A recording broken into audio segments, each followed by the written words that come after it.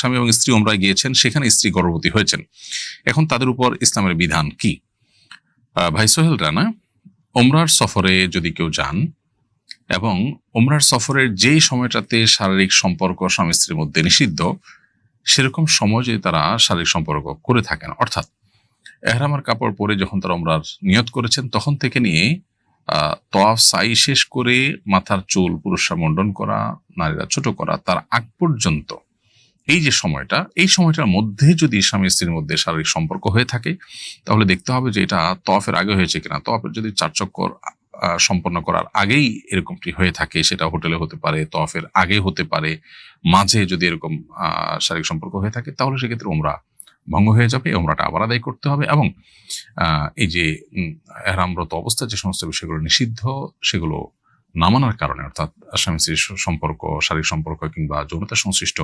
ক্রিয়াকর্ম থেকে বেঁচে থাকাটা আবশ্যক এই এহরামরত অবস্থাতে, সেটা তারা লঙ্ঘন করেছেন, সেজন্য তাদেরকে দম দিতে হবে, অর্থাৎ একটা ছাগল অথবা দুম্বা বা ভেড়া এটা মক্কায় জবাই করে গরিবদেরকে খাওয়াতে হবে, কিংবা কোনো প্রতিষ্ঠানকে দায়িত্ব দিতে হবে। পাশাপাশি এই ওমরা যে তাদের এই ওমরাতে যে অসুবিধা তৈরি হলো বা তারা যে সমস্যা সৃষ্টি করলেন, এটার জন্য এই ওমরা যদিও কন্টিনিউ তারা করবেন, শেষ করবেন, কিন্তু পরবর্তীতে ওমরার কাজাও তাদেরকে করতে হবে, অর্থাৎ আরেকটা ওমরা তাদেরকে এহরাম পরে নতুন করে করতে হবে। আর যদি তওয়াফ হয়ে যেয়ে থাকে, তারপরে হয়, সাইর পরে হয়, মাথার চুল চাষা বা মুন্ডন করার আগে হয়, তাহলে সেক্ষেত্রে দম দিতে হবে, এবং